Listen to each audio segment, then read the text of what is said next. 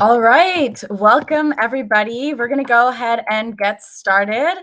We're super excited to be here with you all today. Super excited that you joined our session. So we're going to go ahead and kick it off. I'll start off by introducing myself.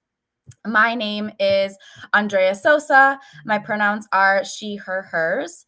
And I work in policy initiatives at People for the American Way. People for was founded to fight right-wing extremism and build a democratic society that implements the ideals of freedom, equality, opportunity, and justice for all. A little bit about myself. I am a social justice and civic engagement organizer and strategist with an expertise in building youth power and creating strategic campaigns from the ground up. I am a proud immigrant from Mexico, and that is the experience that I use to fuel the work that I do. I'm fueled by the experiences, my own experiences, and the experiences of my community. And in everything that I do, I seek to break down barriers to leadership for future and current immigrant, Black, Brown, Indigenous, and LGBTQ plus and disabled leaders. And I'm super excited to be here with all of you today. I'm Meg. I also work at People for the American Way. This is my third time training at Netroots, so I'm super excited to be back. A little bit about myself. I grew up queer in Texas, so that was super fun for me. I am a first-generation college student and really focused on breaking down information barriers because I think hiding our information and our skills from each other is counterproductive. So I have a background in digital communications and organizing, and I try and approach all my work with the goal of how do we empower our people and how do we make sure that we are communicating and teaching everyone the skills we know so that we're not just building power for ourselves, but building power for our entire movement.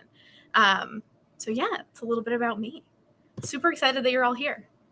Awesome. Well, we are super excited for all of you to be here. We're going to start off this session by letting you all know that we want this to be interactive. I know we're virtual and we've had, months and almost 2 years in a virtual environment, but we want this to be as interactive as possible. So we want you all to use the chat as much as possible. So to start off, let's have folks introduce themselves. If you could say your name, your pronouns, and where you're joining us from. We already have some folks here in the chat. I see Joshua, community organizer, Patrice Snow, communications director at DC Vote. Hi, Patrice. Also Molly from Chicago, and Sol, based in Brooklyn. So let's have folks introduce yourselves in the chat and let us know where you're calling in from. And as folks start to do this, also start thinking about why did you join the session today? And share it with us in the chat if you feel called. If your spirit tells you, share with us, why did you join the session today? Hi, Elise. From Houston. Hey, another Texas person we have here, Meg. Go Texas. Becca. Hi, Becca. I also want to flag that Rochelle is our wonderful Netroots Nation host. So if you have technical questions or if you see information from Rochelle, listen to her.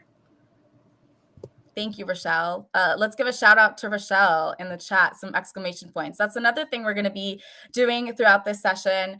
If you're feeling something, or if you, instead of snapping or, the typical agreement and head nod, go ahead and show some love in the chat as some exclamation points so we can, be in community with one another. We have Mauricio from California. Hey, California. Jess from Detroit. Daniel. Let's have some folks share. Why did you join the session today? What called you to join the session today? What are you hoping to get out of it? And if there are specific questions you have for us, drop those in the chat now, and we'll try and make sure we answer them through the training. I'm so sorry. I saw Jeanette's message about your program staff being a lawyer. And this is such relatable content for me. I have been working on federal courts and judicial nominations for 5 years now, which means I work with so many lawyers.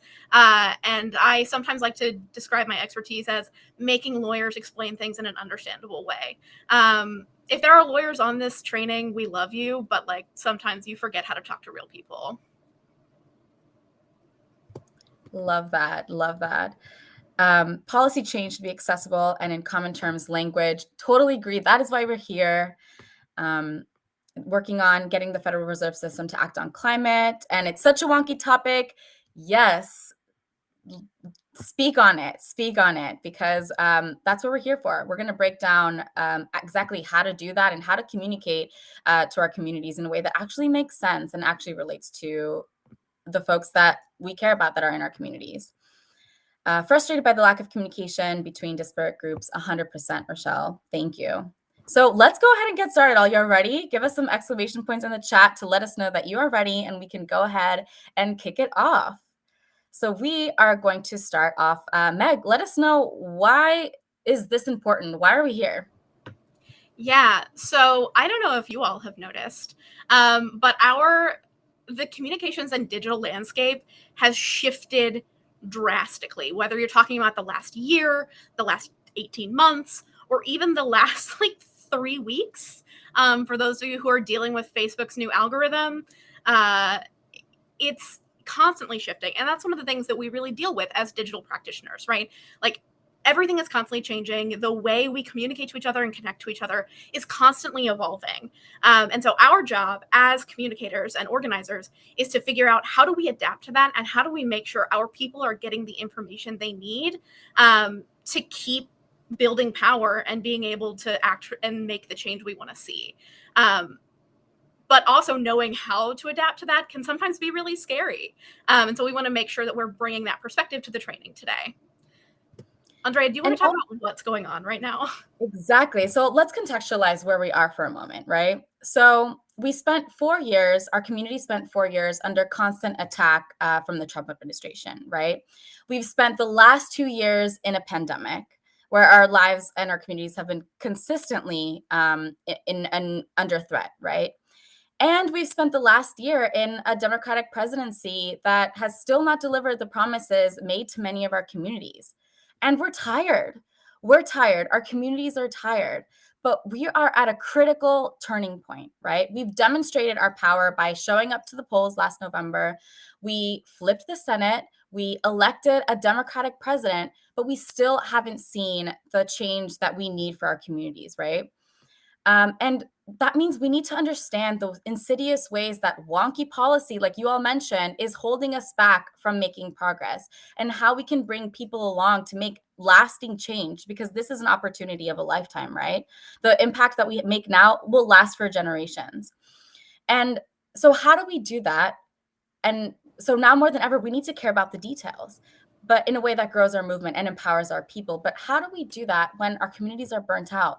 When I'm tired, Meg is tired, our communities are tired. How do we do that in this moment? And that's what we're going to break down a little bit.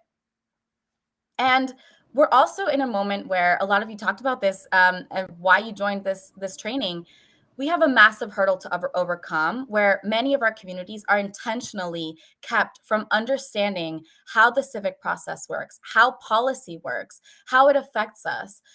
Meg mentioned that she's been working on the courts and judicial nominations for the past 5 years. Many of our communities are kept from understanding why this is even important, how it works. A lot of the language is filled with jargon. So it's our job to make it accessible. It's our job to make it personal, and it's our job to communicate. So and I want to jump in real quick. Go ahead, Meg. I want to lift up Lena's comment from the chat. She says in the chat, she spent her whole election being told that nobody cares about policy, but I know we just don't know how to translate it to our communities. And that's exactly why we're here today, right? Because when people say people don't care about policy, they're thinking about policy as this like abstract, like the room where it happens-esque, like old white men in smoke-filled rooms making choices. Like, and that's not the reality of what policy is, right? Policy dictates, we're seeing it right now, it dictates whether we have control over our bodies, whether people in my community can get fired for being who they are and loving who they love, whether like policy isn't just this abstract concept of like arcane laws that don't have any impact on our day-to-day lives. Literally, this can impact policies impact your life every single day. But historically, we haven't been good at talking about that and really making that connection for people that like the stuff Congress does is going to impact your paycheck tomorrow, your working life tomorrow, your family tomorrow. It's not just about Democrats and Republicans fighting each other. It's not just about the power grab. It's about what it means for you and for your people and your community. All right, Meg, do you want to walk us through what the purpose and objectives for this training are? Yeah, I keep muting myself and then forgetting. So I previewed it a little bit with what I just talked about, but our specific goals for this training are how to find the message that speaks to your audience's values and lives, how to simplify and personalize complex policy issues, how to translate your message into A+ content. And then we'll take questions at the end. We'll try to answer your questions as we're going. And thank you for everyone talking in the chat already. Super excited. But we'll set aside like a dedicated time for questions at the end. Wonderful. So some of you have already done this, and let us know what are the types of messages that you craft or that you want to craft. And if anybody else wants to share, let us know what are some of the messages that you, in your role in your community, as an advocate, as an organizer, and in the work that you do, what are some of those types of messages that you craft? Let us know. Are they calls to action? Are they educational? What are you trying to accomplish? What are some of those messages? Let us know in the chat. Meg, what are some of the messages that you craft in your role? So we do a lot of both informational content and also calls to action. At People4, we have, I think, like over 1 million activists on our different lists and through our different audiences. So we are constantly like trying to get people to engage on a vast array of different topics. And we do that. So we're pushing calls to action. We're pushing informational content. We're urging people to learn more or come to briefings. So we're constantly talking about like a bunch of different issues. Right. And we have here Mauricio saying that their org does a lot of research, so educational mostly. We had Emily mention they're doing working on the Federal Reserve System to act on climate, very wonky topic, trying to engage people in volunteer work. And so as you're doing this, what are the types of questions that you ask yourself when you're crafting a message? Rachel is doing a lot of work on calls to action on state legislation, educational and calls to action. What are some of the questions that you ask yourself? Start thinking about those. And let's go to the next slide.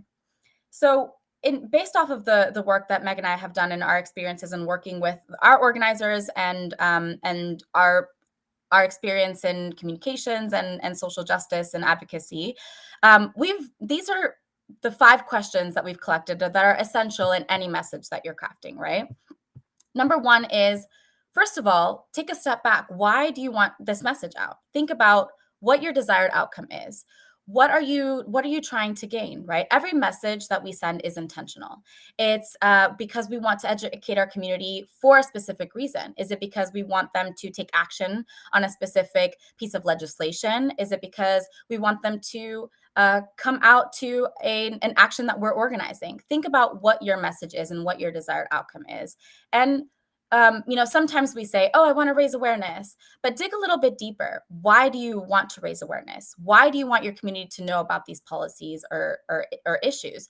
What action specifically do you want them to take? And that will be critical in crafting the messages that you do for your issue area or for your organization. And who are you trying to reach? This is really specific, right? Is it young people in your community? Is it older folks? Is it organizers that are already seasoned? Is it new folks that, may not have a background in this issue that you're trying to pull in for the first time? That is really going to dictate the type of message that you're going to send. And lastly, what values and shared experiences connect you already? Right. And this is going to be critical for the messages that you craft. What are the values and experiences that connect you already. So let's go into the next one, right?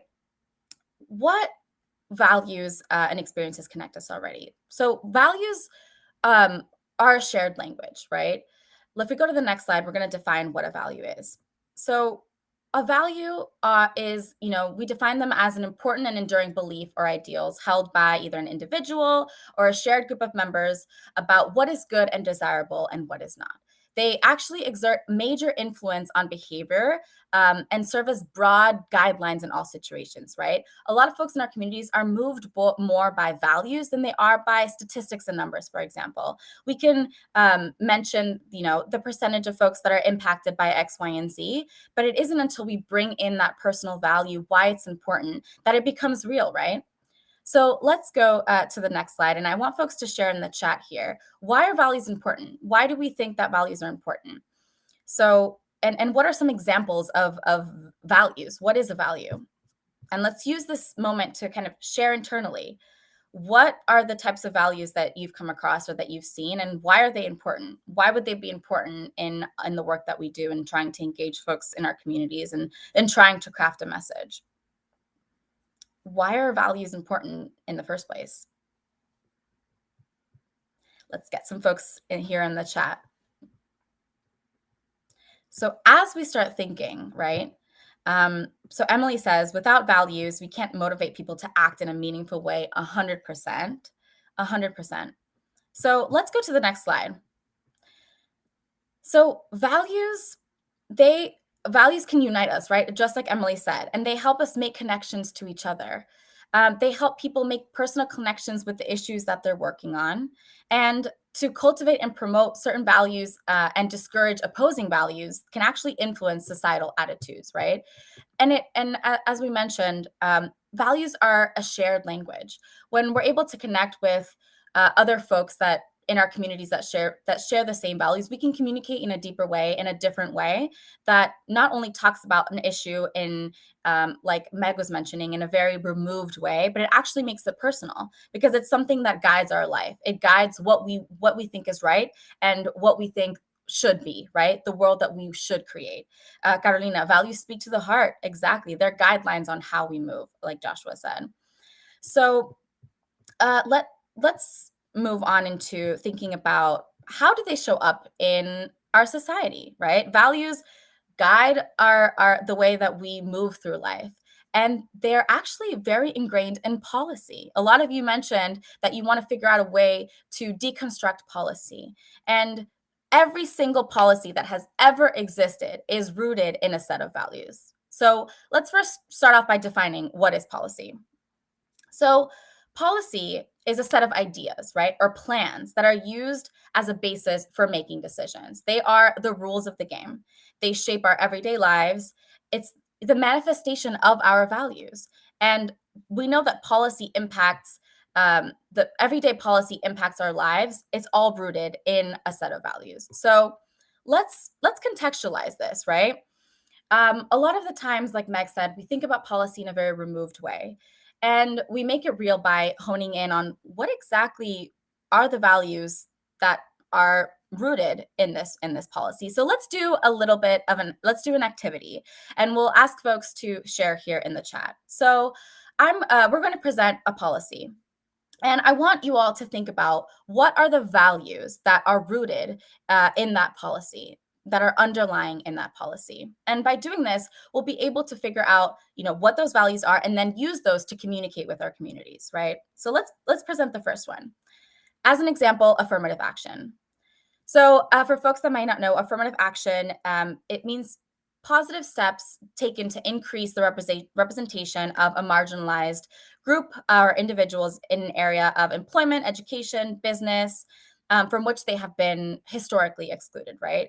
The impetus towards affirmative action is redressing the disadvantages of associated with past and present discrimination. More specifically, it stems from a desire of ensuring public institutions are more representative of the populations they serve, right? So let's start putting here in the chat, what are some values that are rooted in this policy that we can name? Affirmative action. Let's have some folks volunteer here in the chat. What are some values that are rooted in affirmative action? Rochelle, equity. Molly, justice. Exactly. Fairness, equity and inclusion. 100%. Inclusivity. Yes. Love that. Love this for us. Exactly, right? And very few times do we take the moment to actually name the value, right? To actually name what it's rooted in. Rochelle, those are progressive values. Exactly. So let's do this one more time with another piece of legislation. So we have the Americans with Disabilities Act, the ADA of 1990. So this act prohibits discrimination against people with disabilities in employment, transportation, public accommodation, communications, and governmental activities. It also establishes requirements for telecommunications, and it affords protections against discrimination to Americans with disabilities in the Civil Rights Act of 1964, which made discrimination based off race, religion, sex, national origin, and other characteristics illegal. What are some of the values that are rooted in this policy? Let's have some folks share. We had Joshua mention upward mobility for affirmative action.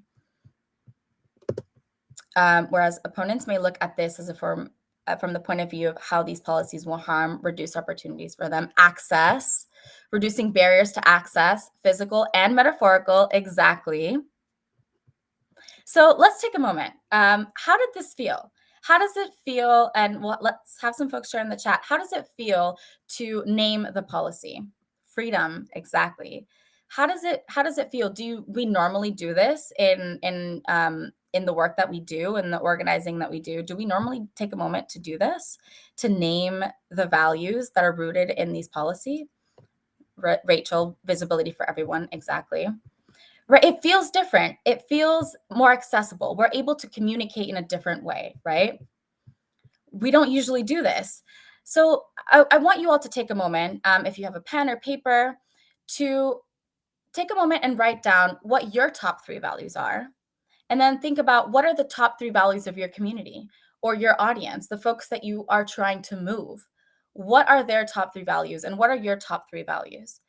And once you write that, this is your guide, right? Our values are a shared language, a way that we can communicate with others because we are seeking seeking a desired outcome, a future that we can visualize, right, together. So take a moment to write them down and use this as a guide, because once we're able to identify what the values of our communities are, what's important to them and what's important to us, we can merge those and have a conversation from a starting point, right? So whenever we're trying to think about how to communicate, we can find the perfect way to explain an issue, right? We can break it down, we can explain it, we can define all of the terms, we can create the perfect video, draft the perfect email, but it's not going to have any impact if your audience doesn't care about it, if it doesn't relate to their lives in any way. And as we've mentioned, we've been in a pandemic for 18 months. Folks are trying to survive, and many of us don't have the bandwidth to listen to a message that doesn't isn't directly tied to our immediate needs, right? Is this getting food on the table for my family? Is this making me safe?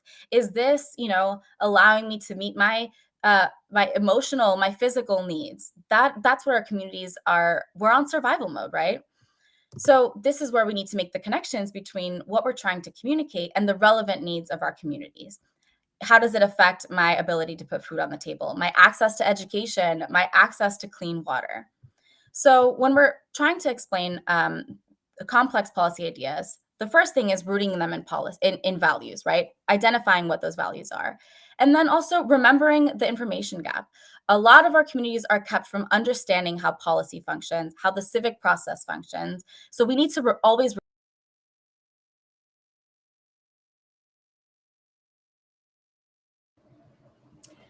Hey, folks, I think Andrea froze. Can you drop in the chat whether you can still hear her? Root ourselves in remembering that this information Hey, gap Andrea. exists. Can you hear me? You actually dropped out. I'm back. Hey, folks. You're back. So what I was getting to is the second one is always define, right? Never assume that folks have a previous information, because like we mentioned, a lot of our communities, especially marginalized communities, have been intentionally kept from this information. Civics education is only available in a handful of states across the country. Always define, never assume. And explain how we got here. Context is everything. When we hear about certain policies in the news, or on TV or in newspapers, it's always coming from a place of assuming that folks have context. But it's our job to bridge that gap and provide context and explain how we got here from the first place. What history has brought us here. And also the last one, this is super important. The folks that we move are smart. We know what our experiences are. We know the ways that our communities are affected. Don't patronize your audience, right? We know what's important for our communities. It's our job to bridge the gap between the wonkiness and what our communities care about and what they know they are already experiencing. They are the experts in their own experience. So are there any other tips that folks want to share with this group? Go ahead and drop them in the chat. What are some things that you use when you're crafting your own messages and explaining complex ideas and policies? Go ahead and drop them in the chat. Let's use this as a way to share our communal expertise with each other. Nowadays, there are not many spaces to do that. So let's go ahead and do that here in the chat. And I will kick it off to Meg to lead us in the next portion of this training. All right. So next we're going to talk about what we do with this information and with this messaging. So we've talked a lot about kind of how to think about how to craft the message, but that message needs to live somewhere other than your brain. So let's talk about the content we use to communicate this message. So I always like to give everyone things they can really use, tools they can use coming out of a training. So this is kind of the rubric I use when I'm evaluating, like, okay, I have this information I want to communicate. What content do I use to do that? So these are the questions that I kind of ask myself when I'm creating content. And so I go through the who, what, when, where, and why. Shout out to those of you who now have the Spy Kids song stuck in your head. It's a deep cut for like 5 people, but hopefully it made someone laugh. All right, the who. So every piece of content is not for everyone. So you need to think through kind of who is your intended audience for this. We talked about getting to know who your direct supporters are. But there's also, like, not every piece of content is for our direct supporters. Are you trying to reach legislators? Are you trying to reach influencers? Are you trying to bring new people into the movement? Are you talking to your diehards that you know they're super involved and they're going to get this immediately and they're going to be super excited? Your message is going to change, and the type of content you're going to create is going to change drastically based on who you're trying to talk to.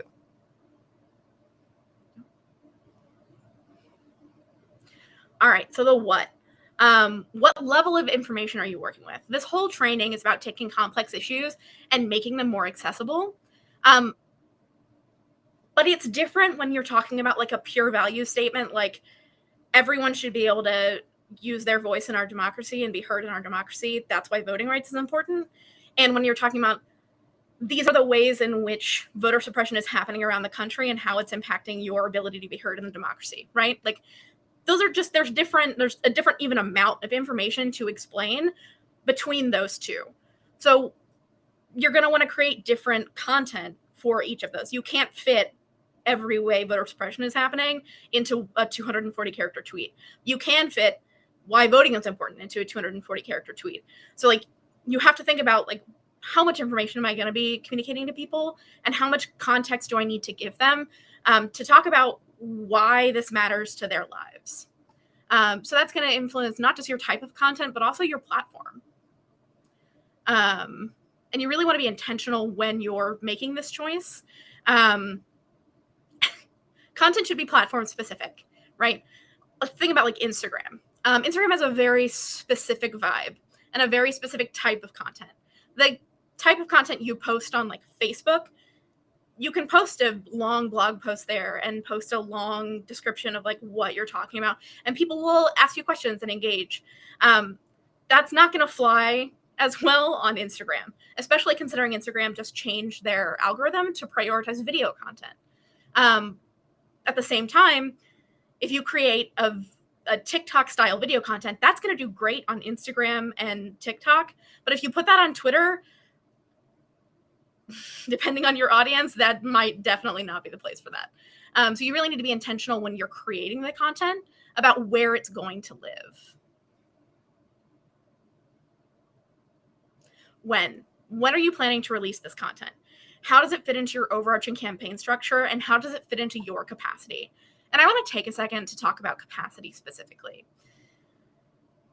As content creators and as communicators, we are often trying to do 900 million things.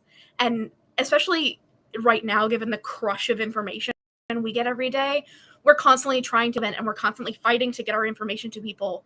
And especially when it's about a complex issue, we feel like we have to work twice as hard to get that information out there. But don't burn yourself out. If you burn yourself out trying to create content, A, your content's not going to be as good as you want it to be. And B, you matter. You matter in this movement. You are a part of this movement. And if you burn yourself out, you can't show up for your community, for yourself. Please take care of yourselves. Also think about how it fits into your overarching campaign structure. You're going to want to do so with any campaign. In the beginning, you're going to want to do a lot more like this is the like laying the context, giving the information, a lot more of that kind of like informational content than calls to action, right? While you always want to keep a mix of content in your plan, because you never know when someone is experiencing your content for the first time and connecting with you for the first time. But you also like want to make sure you're moving people up that engagement ladder and giving them the tools they need to not just get informed, but to get informed, to take action, to get involved, to teach others, right? You want to make sure you're building that capacity. So make sure that you are strategically thinking about how do I inform people? How do I engage people? How do I help people inform and engage others? And make sure you're adjusting your content accordingly throughout the course of the campaign. Where we work really hard to build our audiences as digital practitioners. Use that strength. Your community follows you because they want to hear from you, because they want your expertise, because you matter to them and the information you're giving to them matters to them. So build on that strength. If you are super strong on Instagram, but not strong on TikTok, make content that's going to work for both. Use your strength and remember to take care of your people and give them the information that they need on the platforms that they're already on, so that you're not trying to give them something that they're not going to use. It's really as simple as that.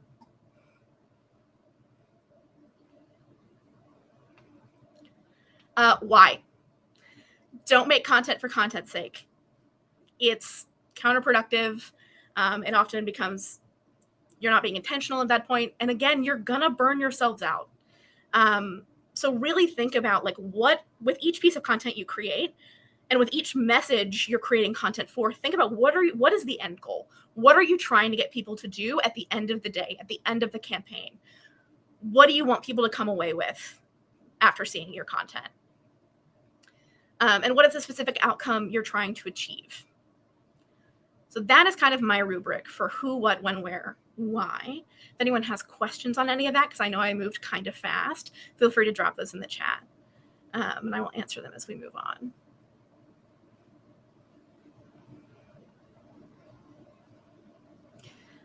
How to make A+ content. All right, so this is where I confess that A+ content is me getting alliteration into my training because I like it. So we want to make sure that our A+ content is accessible, attainable, and action-oriented. Those are kind of the three keys to making sure your content does well and is true Galaxy Brain content. So the first is make it accessible. This is one of the biggest things I see people not doing, because sometimes it can feel like you don't know where to start. But the thing is, you need to start. You need to do it. Make sure your content is accessible for everyone. It is, and particularly I'm looking at this through the lens of like disability access, right? Like, don't leave people out just because you feel like you don't know where to get started. There are so many resources on how to make your content more accessible. And I would love if people can drop their favorite resources in the chat right now.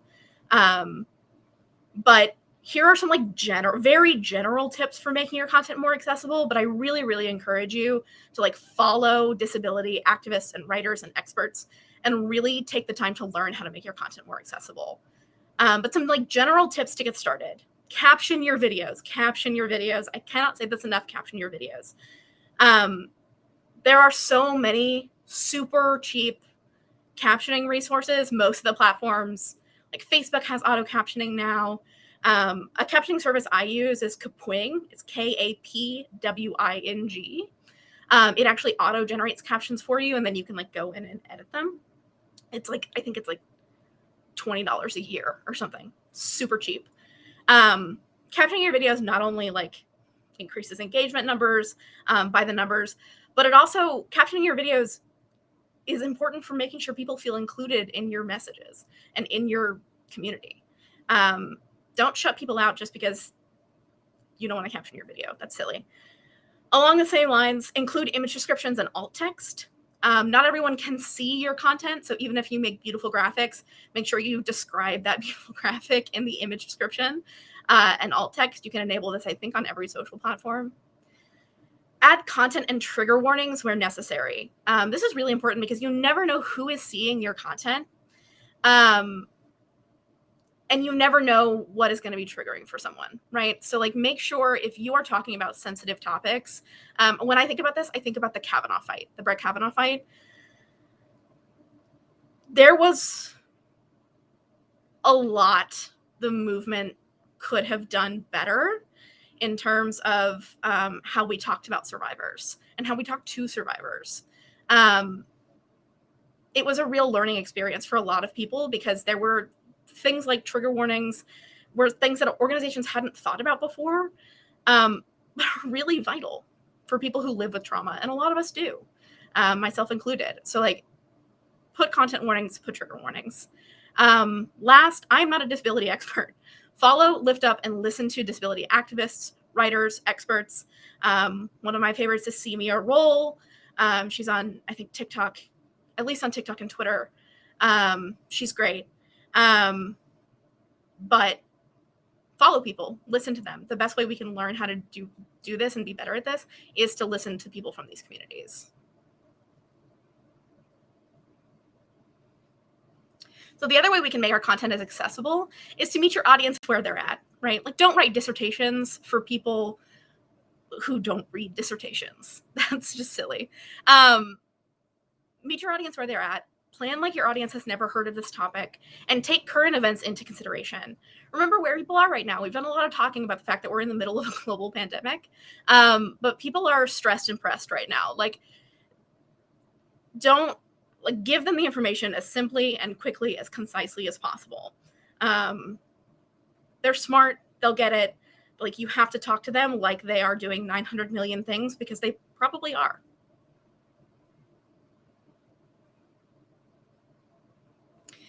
The next one is make it attainable. So this is where we get into kind of your types of content, right?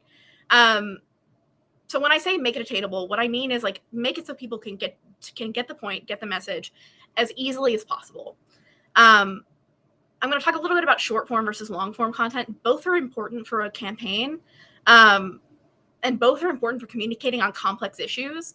And ideally, you need a mix of both to really engage people in your topic.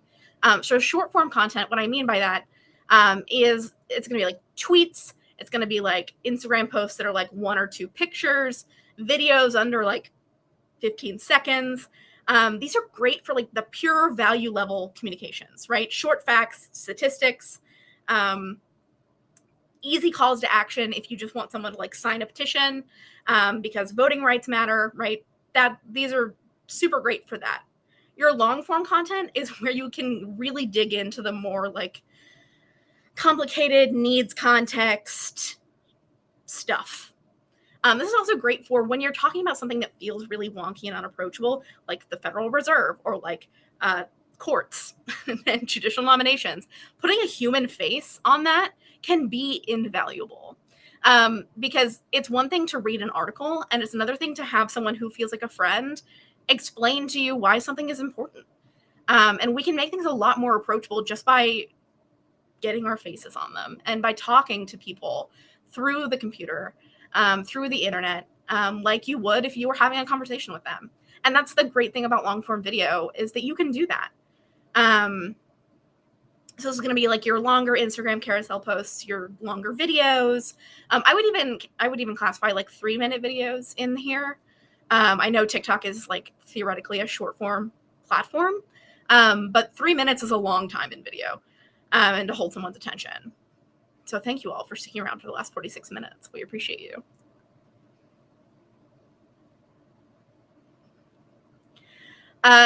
So really, there is no limit to how creative you can get when you reusing and remixing your own content.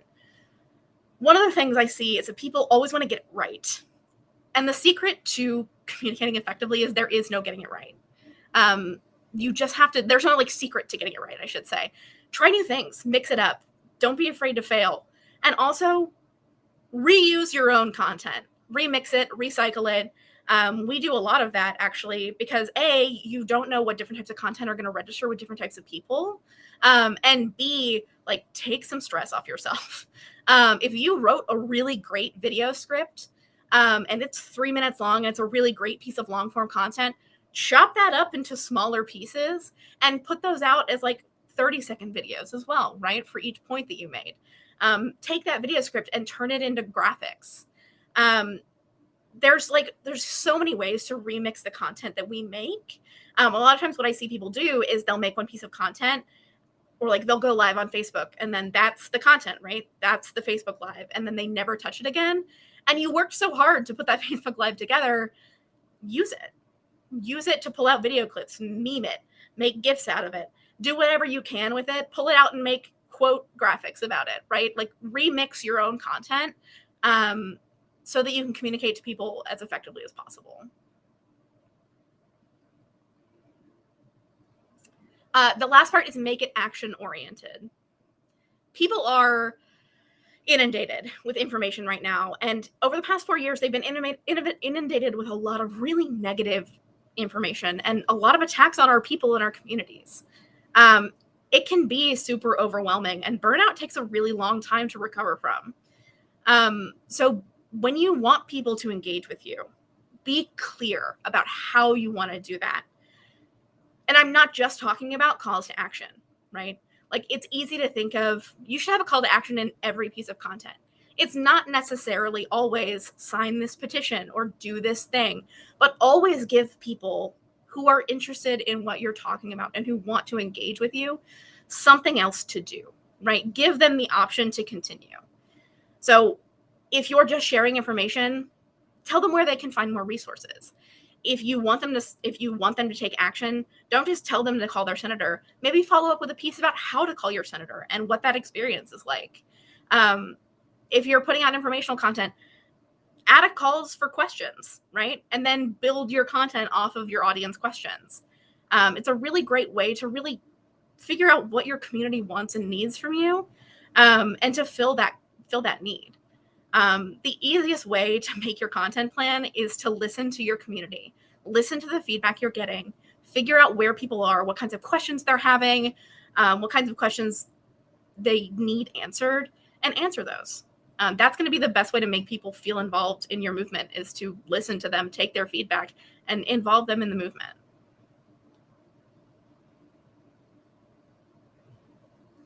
So I'm going to walk you through a little bit using of kind of how we've done this, right, at People for the American Way. So lately we've been doing a lot of work on SB 8, which is the Texas abortion ban. Very close to my heart personally as a Texan. And it's rough, right? It's rough for all of us who care about bodily autonomy, who care about reproductive rights, who are scared for our friends and family who are in Texas, in states who are modeling this, and also for what this could mean legally, not just for people who may need abortion care, but for the underpinnings of the 14th Amendment and what this could mean for, LGBTQ rights moving forward. It's a lot to try and process. And it's pinging around in the courts, and a lot of people don't understand how that works. And it's complicated territory. So we've been trying to do a lot of work to explain not just kind of what's happening with SB 8, but kind of how our reproductive rights are shaped by the courts in general and have been shaped, and how people can plug in and take action on these issues that matter so much to so many of us. So identify the shared value, right? We talked about that a lot. Over 70% of people support Roe v. Wade and think people should have the ultimate control over their own bodies. So the value here isn't Roe v. Wade, right? Some people know what that means, some people don't. The value here is people feel like they should have control over their own lives and destinies. And that's the messaging point that we want to come from, right? Like, nobody wants somebody else telling them what they can do with their own body. So that's kind of the value that we want to move on. So the who, what, when, where, and why. We knew we wanted to connect with our current audience who's already pretty engaged around the courts. We do a lot of work around the courts. But we also want to make sure we're talking to, reproductive rights activists, and people who may be kind of more engaged on the repro rights side, but not as engaged on the court side. And we know we want to talk through, we want to start talking to them not just now, but the Supreme Court is also hearing a major reproductive rights case in December. So we want to make sure we're giving them the information they need to take action now and through December to urge their legislators to protect our reproductive rights legally and do what we can in the courts. So picking our content types. We did and are doing a mix of kind of long and short form content explaining SB 8, the Supreme Court's history with reproductive rights, and how people can take action now. So Andrea did a great video for us on kind of what was happening with SB 8 when the law went into, and right after the Supreme Court decided to not take action on it. We took that video script and we turned that into a long explainer graphic to kind of get that double hit of, like, some people will watch a video and some people won't. But we've also done a lot of sharing of graphics and things that just communicate that value of everyone should be able to control their own destiny and everyone should be able to control their own body, and reaffirming that shared value with people so that we're both communicating from a value standpoint and giving them the information they need to actually take action on this. We're also going to follow up with videos on kind of how reproductive rights have moved through the Supreme Court and how we got to this moment, why people should care about judges, because there's a lot happening kind of at the federal circuit level that people don't understand. And it really ties into how the Trump administration and the far right kind of packed our courts with so many judges over the last anti-reproductive rights judges over the last 4 years. There's like a lot of context that, unless you're directly obsessed with courts like I am, you probably don't have. And so trying to inform people on that and how they can move action on that, and how they can get involved on judicial nominations at the state level, how they can call their senators now to talk about passing reproductive rights protections, all of that activism and enabling them and empowering them to do that themselves is kind of the approach we want to take to our content plan. And the last is mix it up and repeat, right? So we put out we've been putting out our first kind of wave of content. What we'll do now is we'll evaluate how that does, see how our audience responds, see what questions they leave on our videos and what comments. And then we'll use that to inform kind of what our next wave of content looks like, right? Our next wave of content will focus on addressing their questions, digging deeper into things that they were really engaged with. We put out calls to action to call your senator. So now let's follow up with a video on, like, hey, this is what it's like to call your senator, because my generation and below does not like calling on the phone because it's terrible. But it's also, unfortunately, something we have to do to talk with our legislators who are generally not of our generation. So, informing people on how to do that, and really making sure that they have the information they need to follow up on the calls to action that we put out to begin with. All right. So we have given a lot of information. And now we want to hear from you all. What are your questions? Thank you all so much for participating and being so active in this 60-minute training. We know that our attention spans in the past 18 months have taken a blow, but we are super glad to be here with you all today. And take a moment we have a couple of minutes left. Let us know, what are some of the hurdles that you are experiencing in your work, and the issues and that you're advocating for, that you are bringing people into? Are there any specific hurdles in terms of, digesting complex information? What are some of the things that your organization is trying to push through or work through? That is there anything that you just, a piece of the work that you're doing that, needs some polishing or needs a little bit of work? What are those things that you're working on? Let us know in the chat.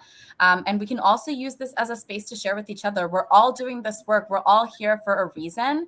And this is a really unique space for us to share our own expertise on our own brilliance with each other. So let's take a couple of minutes to do that. Do you have any questions, some pieces of knowledge that you want to share with other folks in this training? Let us know. Remember, sorry. Go ahead, Meg. It's not just like the two of us here who can answer your questions. Okay. We have a super engaged chat of really smart people who can help you with whatever you're working on. Perfect. I just saw Kimberly drop in the chat, affordable housing advocacy. So let's start with, what are the values underlying that, right? What are the values underlying affordable housing? And do we have any folks here that work on affordable housing advocacy and messaging? Let's go ahead and drop it in the chat. If you have expertise working on this specific policy issue, let us know, and hopefully you can connect with Kimberly. But like we've mentioned, at the end of the day, it's figuring out what are those values that underline the message that you're trying to get across. Like Molly said, security and dignity, human rights. Exactly. Housing is a human right. Security, opportunity, and then relating that to your community. Housing is a very immediate need, right? And especially we've seen that in the last 18 months in living in a pandemic, right? That is an immediate need that our communities are suffering right now. So making those connections, and then providing context. How did we get here? Why do we even have housing insecurity in the first place? And approaching it from that sense. I love the collaboration going on here in the chat. I want to jump in real quick because I know some people are having to hop off. If you would like a copy of these slides or want to follow up with either of us, our emails are on the screen. So feel free to email us. We'll get you a copy of the slides, answer any questions. You guys are amazing, and we'd love to connect with you. So yeah. Yeah. And, remembering that it's our job as communicators to give access to our communities and bring them along. And as we do that, we need to be intentional about how we do it, making sure that it's informed by the experiences of our communities, and that we're keeping up with our changing world, keeping up with TikTok. I didn't know what TikTok was until about a year ago. And, I've had to build out what, our TikTok platform at our organization, People for the American Way. And all of that goes with, learning as we go and keeping up with our changing world, our changing platforms, the changing communication sphere, and having a pulse on where our communities are, right? We are in a completely different place than we were.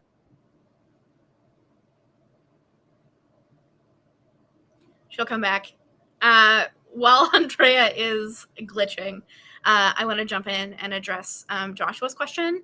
So how to explain the process of we're in a completely different place. Andrea, you dropped out. Am I back? You're back now. Amazing. So to wrap up, what I was saying is, it's our job as communicators to keep up with the ways that our world is changing. We're not in the same place we were 18 months ago, 4 or 5 years ago, and always explaining the context. I want to jump in because we only have a couple minutes left. I want to kind of rapid fire try to address 2 more questions in the chat. So how to explain the process of collective bargaining with community stakeholders without an understanding of unions? Woof, this is a big one, right? With collective bargaining, what I would probably start with The value I would start with is probably community, right? It's about it's about community, and it's about democracy, and it's about being able to have your voice heard and to join together with other people to make sure you're heard. I think that is probably going to be your best place to start. I know unions, especially growing up in the Texas education system, unions don't always get the best rap from the public education system. So I think there's a lot of kind of work to be done about talking about it's not just it's about real people coming together to fight against these corporations who are should not have as much control in our society as they do. And I think especially post-pandemic, a lot of people understand that businesses and corporations have way too much power in this country, and that they're not always looking out for our best interests, right? So I think that's a messaging point that I think it will probably resonate with people right now, and a way you could start talking to people who don't really understand what unions do about that. And then V said, I work with a network of folks on common local issues and have a hard time coaxing them away from we must tell everybody everything. Any tips? Yes, I can go ahead and tackle that one. One of the things that I've learned in the work that I've done is once you give people the context of understanding how the system works and where those points of power are, it's a lot easier to explain where a certain issue is coming from or how it can be addressed, right? Our communities have lacked access to civics education, even understanding what the positions in government do, what our mayor does, what our city council does. Once we first give our communities information to understand how it works and what's at stake, then we can get into addressing those local issues and saying, hey, we don't have clean access to water. Oh, did you know that there's a specific person on our city council that is responsible for that, or a specific department that is responsible for that? And that's how we can avoid giving everybody all of the information at once, is first giving that baseline information, making sure our communities are educated on how the system even works and how we are impacted by the decision makers that are at power and what's at stake, and then moving into the details, right? All right, we are officially out of time, but thank you all so much for showing up and for engaging with us. We loved having this conversation with you today. If you want to talk to us, follow up on any of this, our emails are right here. We're looking forward to hearing from you all. Have a good rest of the conference and a great weekend.